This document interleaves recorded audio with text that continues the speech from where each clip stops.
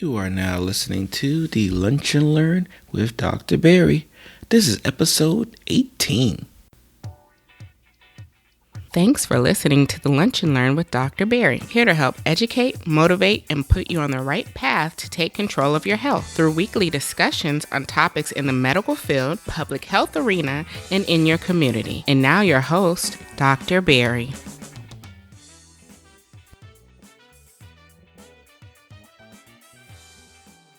Welcome to the Lunch and Learn with Dr. Barry. Today we're going to be talking about migraine headaches, and migraine symptoms. For like always, if you want today's show notes, please go to drpierresblog.com/LLP018.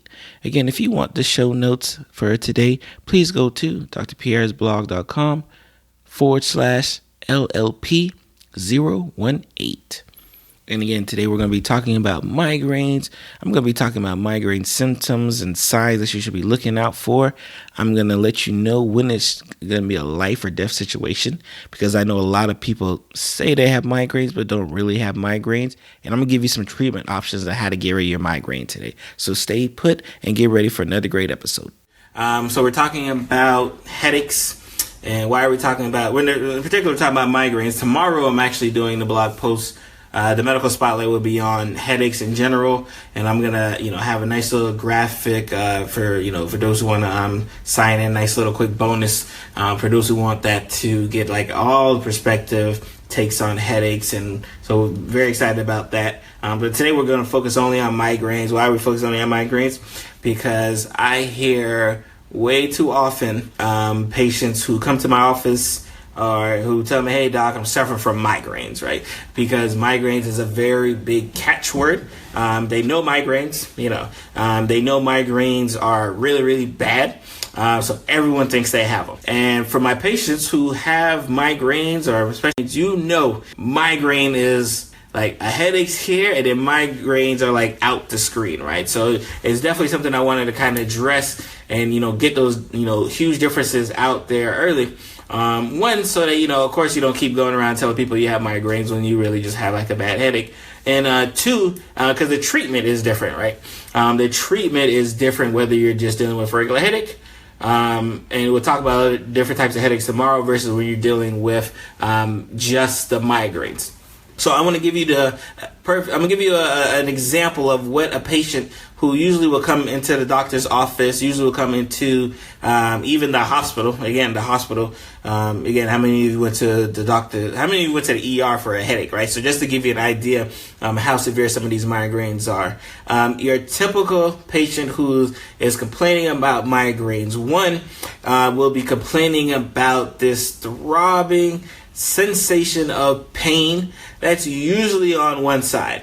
And why is it usually on one side? Because migraines from an aura standpoint usually tend to affect one side versus the other.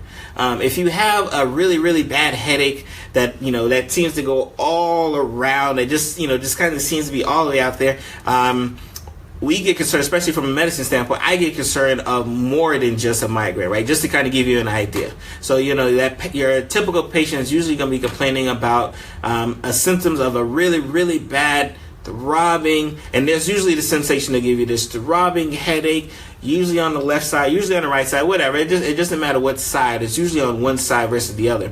And they'll tell you, they felt like it was going to come on. They had this like queasy feeling. In the medical world, we call it like an aura. Other patients who also experience auras are patients who suffer from seizures. Just to kind of give you an idea of the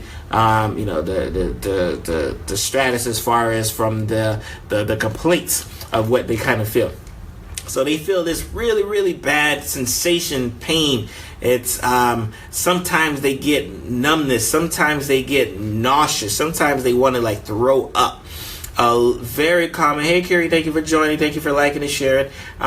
Sometimes they want to get to the point where they're nauseous. They're throwing up. The pain is so bad. And very typical, especially you see a lot of this on like TV and whatnot. You hear a lot of, they can't be in a room, right? A room like this, right? They can't be in a very well lit room because the pain and discomfort is so bad, they just have to kind of close their eyes and sleep it off, right? So that's when they walk into my office, those are that's the story I'm looking for a person who's dealing with a migraine headache. And the reason why I'm looking for that migraine headache, right, is because I have a lot of questions on my end, right? Because anytime, especially on the physician side, right, anytime we hear of someone dealing with headaches, anytime we're dealing with, especially headaches, severe headaches, right, we may be like calm on the outside, but like we start getting crazy too, because we have to make sure, like, is this like something like a surgical emergency? Can this person be having a stroke? Can this person be having some type of like brain bleed? And that's why this pain is like so severe. So these are some of the things like we're thinking of in the back of our head while you may be comfortably telling me you're having this like severe migraine, right? Just to kind of give you an idea of what it looks like on both sides of the chair. So a lot of the questions I tend to ask, first and foremost, is when did this start, right? Like, and how did it start? Usually my migraine patients, they kind of feel a sensation. It kind of like grows and grows and grows to the point it's like so severe, right? And again, that helps me, right? Because it's not something where they're just like, out and about doing their normal activities, and then all of a sudden like this severe pounding headache comes and like hits them over the feet. Because again, like I said, from a medical standpoint, like I get concerned, right? I get concerned, like, is this something that, again, I have to worry about? Why do you have to do I need to send you to the ER? Perfect example. Amanda asked, well, why do they, especially for patients who go to the hospital, why do they do a CT scan in the hospital when you say you have a migraine, right? Because migraine headaches, and because again, we know patients don't read the textbook, and they say a lot of things that are really concerning to us for like a brain bleed. So like all of the symptoms that you may be feeling, all the symptoms that you may have read, like, oh yeah, I have like this, the worst 10 out of 10 pain, worst, I have my average tell you, they get that like, oh, this is the worst pain I've ever felt in my life. And on your end, you're telling me this is the worst pain you ever felt in life. On my end, I'm like, am I dealing with a stroke in front of me? So that's why they usually do a CAT scan, because they want to make sure, one, because the CAT scans pretty quickly, so they want to make sure, all right, is this a brain bleed or not? And that's all. And for those, again, I hate to go to radiology. I'm not a radiologist. She's going to be a radiologist pretty soon. So she'll be able to tell us everything once it's all said and done. The CAT scan main job, especially in the ER setting, is to tell me bleed or no bleed. That's really the main job, especially if we're thinking of patients with headaches, if we're concerned for patients for strokes. Bleed, no bleed. That's all I want to know when I do the CAT scan. And the CAT scans are quick. They're like, I think, 10-20 minutes. They're very quick to get a defined answer. So that's why they always jump and do that CAT scan, because they want to make sure in that first 10 minutes while I'm talking to you, am I dealing with a brain bleed? Because if I'm dealing with a brain bleed, we're dealing with a whole different discussion, right? We're dealing with a whole different discussion that, again, we could talk about, especially if we bring up strokes at a later time. So we have the patient who says, it's been kind of growing on me, but now like this pain is terrible, right? Hey, Vickley, thank you for joining. Thank you for liking and sharing. Much appreciated. So now we have this headache, and you've told me that, it started slow and it started kind of grow, and it's on this one side. It's on this one side that now, not only is it on this one side, not only is the pain really bad, not only am I starting to get nauseous, but now I'm starting to have some issues with the light, right? Like, so now I can't even be around the light. And light sensitivity is a very common symptom that we hear in the doctor's office and even in the hospital setting as well, migraine symptoms. So I asked, when did it start? Another question I like to ask is this the first time this migraine's ever happened, right? Because we know a history of migraine type headaches leads us to believe that you're likely dealing with a migraine, right? Like if you're 35, we want to go that low. If you're 25, 30 years old, and now you're saying you're having a migraine, but you've never ever had a migraine growing up, the likelihood of that being a migraine is going to be low, because we know migraines start young and they usually just kind of continue on. So that kind of helps us, again, from a physician standpoint, kind of helps us lead us away from like, is this a migraine or is this not a migraine? A lot of times I like to ask, any family history, right? Like, do you have any family members who suffer from really, really bad headaches that you're dealing with now? Because we talk about the patient who says, I'm having a migraine, but there's a lot of patients who say, I'm having a headache, and don't realize that they're actually having migraines, and they've had migraines for years and, just kind of brushed it off. They've been able to just take some medication and have kind of gotten through their day. From that standpoint there, and we'll talk about some symptoms that kind of like spur on these migraines in a little bit. So I have patients on both sides. I have patients who are clearly telling me signs that they're having migraines, but they just call it headaches. And I have patients who are clearly telling me they're having headache signs, but they keep calling it migraine. So yeah, and that's a very good point to kind of tease together, because again, the treatment is different, right? The treatment is different, especially moving forward. Because I like to ask, let's say if you are that person who deals with migraines and know you deal with migraines, I like to ask, how many have you had in the past year, right? Like, how many migraines have you been dealing with in the past 6 months to a year? Because that's going to help kind of guide my treatment, whether this is something I need to treat on a preventative basis or something I treat like as is, like when it's actually happening. And we'll talk about why, why is that important from that standpoint. So I like to ask, like, how often are you having these headaches? Any other symptoms? Again, I have some patients, they get really bad cramping, really bad constipation. Just there's these very vague symptoms that they get when they do have their migraine, that they know the migraine's coming. For my women out there, I have a lot of women, because the symptoms of migraine are a lot of hormonal issues as well. So every time they're about to get their menstrual cycle, they get these really, really bad headaches, or they get these really bad migraines. And they can kind of tell you right on the clock, like, oh, menstrual cycle's coming in 3 days, because I already know I'm starting to feel it. So there's a lot of hormonal issues, whether it's be estrogen, progesterone, and some other hormones that play a factor in whether you get these migraines, how often you get them. Stress as well. Again, there's almost nothing that stress doesn't cause, right? Stress is another big factor in whether a patient is suffering from migraines, and how often they suffer from any migraines, and what type of treatment I have to do. Because if stress is a big thing for you and that's really causing migraines, I can't really treat the migraines unless I treat the stress. If you kind of understand, that flow of thinking from that standpoint there. So definitely some stress, definitely some emotional issues, definitely some hormonal issues, especially with my women with the menstrual cycle. Definitely family history is a big one. There's certain foods that cause my migraine patients to want to curse the devil out. So there's certain foods that want to, and then there's certain foods and drinks that, kind of help it as well too. For those who may be like coffee drinkers, we know coffee is great for kind of breaking up a lot of these migraine type headaches. The problem is, on the reverse side, if you have too much coffee and then you say, you know what, I'm going to stop drinking coffee for a while, you can actually get some type of rebound type headaches as well, which can kind of look and sound like it's a migraine headache. It's dehydration, definitely, for sure. So Amanda asks, is dehydration a trigger for the migraine? And for sure, because from a volume constriction, that's the same reason why coffee sometimes becomes an issue, is because it causes you to dehydrate, it causes the vessels to constrict. And when vessels constrict, that's where, pain and everything else kind of arises from that standpoint. So definitely a proper diet and a food balance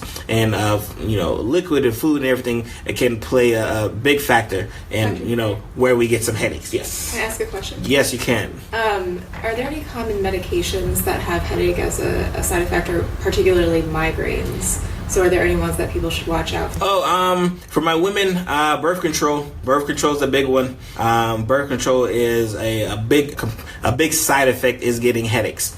For my patients who may be suffering from blood pressure issues, and and especially, again, you may not know the name, amlodipine, Norvasc, a lot of these blood pressure medications that causes vasodilatation, like your vessels actually dilate, can cause some headache symptoms as well. So definitely something, headaches is, medications are a big issue, especially when it comes to dealing with migraines, especially for my patients who are on like birth control or estrogen or any type of supplemental aspects of it. But blood pressure is probably like in like that second category where you have to always be concerned that migraines, is a side effect from it. And so when we talk about, the signs and symptoms, we talk about like some presentation, and then, why you come to the doctor's office is the treatment, right? So what type of treatment options out there? Questions and that's why I asked in the beginning, like, how often are you getting them? When do you get them? How long do they last? Because I have to go, and I have like two trees, right, when I'm dealing with migraines. Is this a migraine that I have to treat before you get them? Or is this a migraine that I can treat, as you get them? And so let's talk about the people as you get them. The people who are a great candidate for treatment as you get them are the ones who may get a migraine headache every menstrual cycle, ones who may get a migraine headache every 3 or 4 months, seasonal issues, some environmental components, sinuses, everything else can precipitate in that regards. So if it's almost like, once every blue moon per se, you get migraine headaches, those are the ones that we can kind of treat preemptively. We can kind of treat as is. And as is medications include Tylenol, but usually they go through the regular Tylenol. So usually they need like Tylenol, Excedrin, extra strength ibuprofen. Over the counter ibuprofen is like 200 milligrams. My patients usually have to get about 600 milligrams, so 3 of those over the counter tabs, just to get a dent in their headache relief standpoint. Aleve is a very popular medication as well, because Aleve you take twice a day, and generic wise naproxen which is Aleve. Naproxen from prescription strength is about 500 milligrams. The over counter Aleve is about 375 or 25. It's lower. It's like 300 something. So it's definitely lower from that standpoint there. So definitely a couple from a medication aspect of what we can take, to relieve it. Now, also a different class of medications, and for my patients who love to read the diagnosing of this medication, the family of triptans, which are your like Imitrex is probably the most popular one that a lot of people know. Those are the types of medications that you can take. Like if you're getting a migraine, you take, and that gets the migraine out of there. The problem is a lot of people can't tolerate that medication in the sense of when they take that Imitrex, they go to sleep. Because it's such if you think about it in terms of like the weather, right? A migraine is like this electrical storm kind of going off in your head, right? And the triptan medications put a stop to all of that. But the problem is they put like this cloudy sensation over your head, and a lot of people really can't tolerate it. So once they take their medication, that triptan medication, yes, it knocks out the migraine headache, but they're also so tired that they have to go to sleep. So it's a very popular one. It's generic as well, so which always makes it a popular choice because you're not paying an arm and a leg for it. I think Relpax is another one. There's some other like the brand names, but the most important one, or most common one you'll probably see is the Imitrex from that standpoint there. So those are my, if it acutely is happening, what can I take? Now, what happens if I get migraines 2-3 times a week? I get migraines, like that often. Those patients are not going to do well. And I've seen this. Those patients are not going to do well on you giving him Aleve, Motrin, Imitrex, especially because for one thing, from an insurance standpoint, insurance is only going to give you about 10 pills of the Imitrex. Because they say if you need more than 10 in a month, clearly your migraine isn't being controlled. So those people who suffer from the migraine symptoms so often that we actually have to start treating it like before they come. And those I've got patients from age 17, and I got patients all the way up to like age, like I think my oldest patient on that this type of medication is like 67 or something like that. So those patients need a medication that you have to take every single day to prevent the migraines from happening. And in fact, my best story is I have a patient who is in high school now, and he had been suffering from migraines for years. Like, he had been suffering from middle school up into high school. He was having trouble in school, and with these terrible bad headaches that pretty much kept him out of school. He'd have to miss the whole day because the headaches were so bad. But of course, he hadn't seen a physician in a while. For whatever reason, I hadn't seen a physician in a while. So when I saw him, and he kind of gave me this story, and he was like, yeah, like it happens like 2-3 times a week. I'm not finishing my study. I don't do anything after school. Like, this was a person who was like screaming to be on medication from a proactive standpoint, right? Screaming to be on medication beforehand. And we put him on medication called propranolol, very low dose medication that he just takes twice a day. And he says his migraines went from occurring every 2 to 3 days to one like every 6 months. Like, I mean, drastic change, right? And that's the change we're looking for, right? We're looking, and again, his was an outlier, but like that's what's supposed to happen, right? When you're taking a medication to try to prevent these migraines, you shouldn't be happening every day like it was before, right? So we are very, very happy with his results. So I have a few patients on propranolol, which is a great medication that you take twice a day. I have patients on diltiazem, which is, again, another medication that you can take every single day to prevent these migraine headaches. I have patients on Elavil or amitriptyline, another medication that kind of functions as like a seizure type medication as well. Because remember, migraines are like a neurological issue, so that definitely helps from that standpoint there. I have patients who actually have to get injections, right? Botox injections to stop like the migraine symptoms, right? So we've got a wide range of treatment options for you. The goal is just making sure that we got you in the right setting, right? Because if you're having regular headaches, right, I don't want to have to give you Botox injections. If you're having regular type headaches, I'm not going to give you a medication that you got to take every day. So that's why it's important for us as a physician, but even you guys. And again, my goal, especially with everything I do, especially with these lunch and learns, are to take what may be like a complex medical topic and try to break it down in layman's terms as possible, so you guys are empowered with the knowledge as well. Because like I said, I know you guys love Google and WebMD, and I got no problem with those, right? I actually have zero problem if you like WebMD and stuff. The only issue is, and again, I could probably speak for a lot of my physician friends, right, is when you didn't turn around and bring the Dr. Google, the WebMD printout, and all these other, when you bring them to the office, right, and then you tell your physician,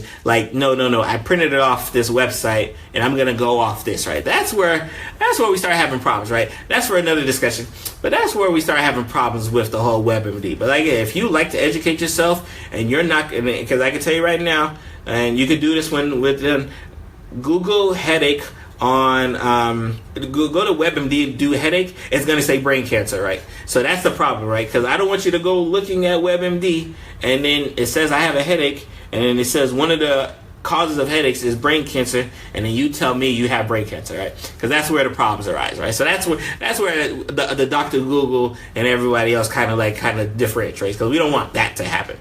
From that standpoint there. Do you like break to friend? Oh no. So I have a lot of patients who love the Excedrin migraine. Excedrin migraine, again, which is like it's a Tylenol base, but it also has caffeine in it. So a lot of those, when you, and again, you go to the store, when you guys are done, and when you go to see those prescription bottles that say something like blah blah blah migraine, you'll see that you'll either include Tylenol or ibuprofen, but it'll also include caffeine, right? And that's what we kind of talked about with caffeine being a benefit, especially for some patients when they're dealing with their migraine type symptoms, right? So a lot of these migraine type medications usually have caffeine in it. Oh, we didn't talk about one from the acute setting, but a lot of people use Fioricet, which is like it's 3 medications. I know one of them is caffeine. The other is like a couple of classes that really not important right now, but that's another medication you can use, moving forward. The only problem with that is that your body gets used to it, right? And unfortunately, I have patients who been taking Fioricet for so long, they can't get off the Fioricet, right? And it's the same thing like my coffee drinkers, right? They drink coffee so much that if they take the coffee away, they start getting these rebound headaches, right? So that's the only caveat and concern we have for those types of medications. But definitely love Excedrin migraines. Another medication, I have some people who use the Goody powder, which is like a powder that they put under their tongue. They say it works great for migraines. If you got something that works great for your migraines and it, obviously it's safe, definitely continue to use that. Like, that's definitely not a problem, especially on my end here. Again, like my goal is to make sure you're better, right? So if Goody powder gets you better, perfect. Excedrin migraine, perfect. Like Aleve, perfect. Whichever one helps get rid of your migraine headaches, that's really the goal for us from that standpoint there. Thank you for listening to this episode of the Lunch and Learn with Dr. Barry. If you want to find out more about the episode, please go to www.lunchlearnpod.com. That's www.lunchlearnpod.com for the show notes and any links that may have been mentioned in today's episode. If you're interested in joining the Lunch Learn Pod community, head over to either the website lunchlearnpod.com or join us on Facebook and Twitter with the same username, Lunch Learn Pod. And again, you can find all of these links on the website. If you have any questions, any comments, or any requests for topics to debut on the show, please let that be known. And don't forget to use the hashtag LunchLearnPod when you're listening to the episode. Again, I want to thank you for taking the time to listen to today's episode, and I'll see you next week.